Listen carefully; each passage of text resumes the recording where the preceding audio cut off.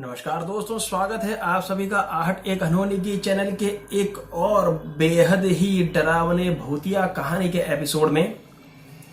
दोस्तों, आज की कहानी में आगे बढ़ने से पहले अगर चैनल को सब्सक्राइब नहीं किया है तो सब्सक्राइब कर लीजिए, क्योंकि आपको हमेशा भूतिया कहानी सुनने की आदत पड़ जाने वाली है आज की कहानी सुनने के बाद।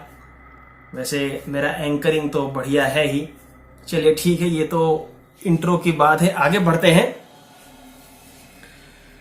दोस्तों, ये कहानी है मध्य प्रदेश के एक शहर की, जिसमें विजय करके एक व्यापारी हैं जो मिनरल वाटर सप्लाई करने का बिजनेस करते हैं और इनका धंधा काफी अच्छा चलता है और खास करके शादी ब्याह के सीजन में और भी ज्यादा अच्छा इनका बिजनेस चलने लगता है। ये वैसे ही समय की बात है और ठंड के समय की बात है, करीबन नवंबर दिसंबर की बात है, करीबन आज से 8-9 साल पहले की यह घटना है। विजय जी अपना काम खत्म करके रात को सब वाइंड अप करके घर पहुंच चुके थे ऑलरेडी। तब इनके मोबाइल पर फोन आता है और अर्जेंट कॉल था। कॉल में ये बोला गया कि आपको कैसे भी करके शादी एक हो रही है, वो शादी में आपको पानी का सप्लाई पहुंचाना है, मिनरल वाटर पहुंचाना है, क्योंकि उनका जो जिनके यहाँ शादी ऑलरेडी चल रही थी उनका सप्लायर जो है वो उनको एडिकेट अमाउंट ऑफ वाटर नहीं दे पाया था और इनको ये देना बहुत जरूरी था, नहीं तो प्रसंग बिगड़ जाता। विजय ने सोचा कि शादी ब्याह का मामला है, किसी का प्रसंग ना बिगड़े, इसके लिए डिलीवरी कर देते हैं। लेकिन रास्ते को कोई ज्यादा इनके पास में मजदूर तो थे नहीं, फिर भी जैसे तैसे सारा सामान लोड करवा करके वो खुद ड्राइवर के साथ में जो उनको एड्रेस दिया गया तो उस एड्रेस पर पानी देने के लिए निकले। इन्होंने पहले से बोल के रखा था कि अनलोडिंग के लिए हमारे पास में मजदूर नहीं है, लेकिन उन्होंने कहा कि वो सब मैनेज हो जाएगा, आप कैसे भी करके पानी का सप्लाई पहुंचाइए।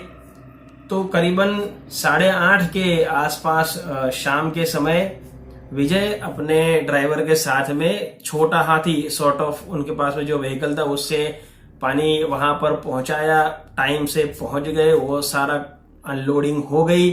सारा काम वहां से खत्म करके वापस लौटते वक्त इनको वहां से लौटने में ही 11:30 बज चुके थे और 2 घंटे का रास्ता था अपने घर पहुंचने में।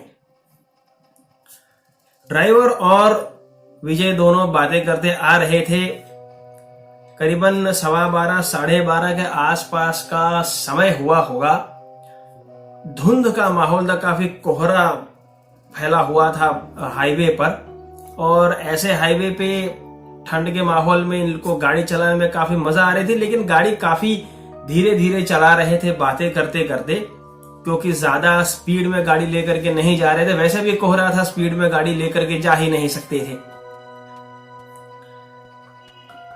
और दोनों टाइम पास करने के लिए ऐसे ही भूत चुड़ैल इन सब की बातें करते हुए जा रहे थे, हंसी मजाक करते हुए जा रहे थे।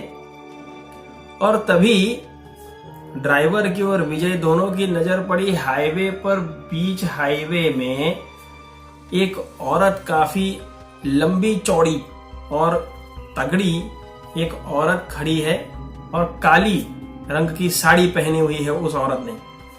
उस औरत का हुलिया देख करके ही ड्राइवर और अजय दोनों को ही बहुत बड़ी नेगेटिविटी आई और दोनों काफी घबरा गए कि ये कौन है और क्यों यहाँ पर बीच रास्ते में, ऐसे जंगल वाले रास्ते में क्यों खड़ी हुई है। जंगल इन द सेंस कि निर्जन रास्ता हो चुका है, तो कोई आना जाना था नहीं, और ऐसे रास्ते में अगर आप किसी औरत को बीचों बीच रोड पर खड़े हुए देखें तो आप क्या सोचेंगे।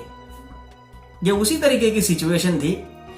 दोनों ड्राइवर और मालिक एक दूसरे के सामने देखते हैं और ड्राइवर खुद कहता है कि सर रोक के देख लेते हैं, शायद तक कोई जरूरतमंद हो। गाड़ी रोकते हैं और ड्राइवर ने गाड़ी उस औरत के पास में रोकी। वो राइट हैंड साइड में थी।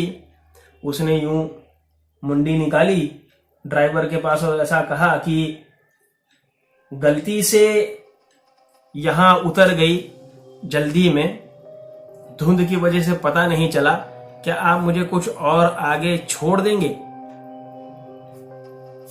ड्राइवर ने कहा कि जी जी बिल्कुल बहन जी बैठिए। ऐसा कह करके उसे कहा कि आप आओ बैठो, लेकिन ये तो था छोटा हाथी, कोई कार तो थी नहीं।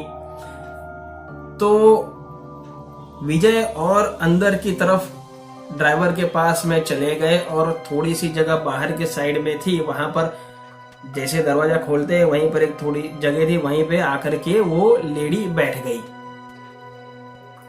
गाड़ी इन्होंने चलाई, गाड़ी जा रही है। अब इन दोनों का तो उस औरत से बात करने का कोई इरादा था नहीं, दोनों आपस में ही अपने धंधे पानी की बात करते हुए जा रहे थे। और इनको काफी बार ऐसा लगा कि विजय को, खास करके क्योंकि उसके पास में ही बैठे थे, विजय को ऐसा लगा कि जैसे वो औरत बार बार विजय की तरफ ऐसे झांक रही है, लेकिन विजय ने एक भी बार मुड़ करके देखा नहीं। उसका एक कारण और भी था, क्योंकि विजय को पता नहीं क्यों लेकिन उससे डर जरूर लग रहा था। तो वो उसके तरफ यूं ऐसे टेढ़ी नजर करके भी नहीं देख रहे थे, क्योंकि वो डर उनके अंदर से जा ही नहीं रहा था। तब अचानक कुछ दूरी पे वो औरत ने आगे डैशबोर्ड पे हाथ जोर से पटकना शुरू किया और ड्राइवर ने तुरंत जो है उनको कहा कि जी क्या हो गया बहन जी, आपको, आप ऐसा गाड़ी क्यों पटक रही हैं? उसने कुछ कड़क आवाज में कहा कि गाड़ी यहीं रोक दो, वो मेरा घर है। इतना कहते ही ड्राइवर और विजय दोनों ही बहुत ही ज्यादा डर गए। ड्राइवर ने तुरंत शॉर्ट ब्रेक मारी और वो औरत दरवाजा खोल करके नीचे उतर गई। दरवाजा उसने बंद कर दिया और विजय ने तुरंत ही फास्ट एक्सीलेटर दबा करके गाड़ी को वहां से भगाया। अब आप सोच रहे होंगे कि ऐसा क्यों, वो तो उतर गई, उसने तो यही बोला था कि ये मेरा घर है।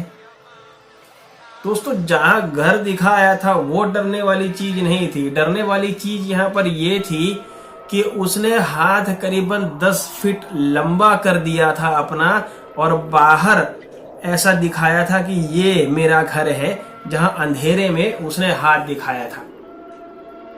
और उसके बाद में वो उतरी। ड्राइवर ने गाड़ी काफी स्पीड में भगाई और दोनों एक दूसरे का चेहरा देख रहे हैं। दोनों काफी डरे हुए हैं, क्योंकि दोनों को पता है कि उन्होंने क्या देखा है। तभी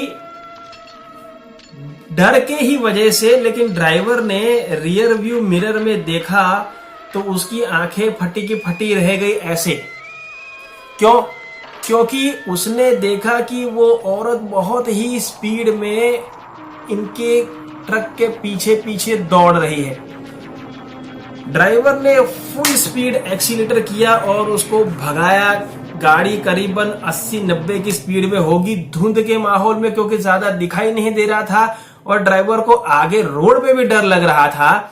लेकिन फिर भी इतनी स्पीड में भी वो औरत उनके ट्रक के बिल्कुल, ड्राइवर के बिल्कुल बाजू में, नजदीक में आकर के खड़ी हो गई उड़ते उड़ते, और उसके पास वो देखा और देख के कहती है, पता नहीं क्यों लेकिन आज तुम दोनों को मारने का मन नहीं कर रहा है मेरा। इतना कहकर के ही वो वहां से गायब हो गई और ड्राइवर ने स्पीड में गाड़ी भगाई। भगाते भगाते वो अपनी फैक्ट्री के पास पहुंचे। फैक्ट्री से घर बहुत नजदीक था वैसे भी, लेकिन वहां पर पहुंचने के बाद में तुरंत ही ड्राइवर ने गाड़ी रोक दी। दोनों की वहां से आगे घर जाने तक की हिम्मत नहीं हुई। इसके बाद विजय ने कभी भी रात में, चाहे जितनी भी इमरजेंसी हो, लेकिन कोई भी ऑर्डर ना लेने का फैसला किया। और ये तक फैसला किया कि वो तो छोड़ो, उनकी फैक्ट्री का कोई आदमी भी कभी भी रात में डिलीवरी करने के लिए नहीं जाएगा और इस रास्ते से तो रात को कभी आना जाना नहीं करेंगे। तो दोस्तों, कैसी लगी आपको आज की कहानी, मुझे कमेंट बॉक्स में जरूर बताइएगा। और हाँ, अगर आपने भी ऐसी कोई पैरानॉर्मल एक्टिविटीज अपने जीवन में एक्सपीरियंस की है या सुनी है तो मुझे मेरे ईमेल पर जरूर लिख भेजिए। हो सकता है कि अगली कहानी आप ही की हो। आहट एक अनहोनी की चैनल पर डर का सिलसिला चलता रहेगा। तो मिलते हैं अगले वीडियो में, तब तक के लिए धन्यवाद।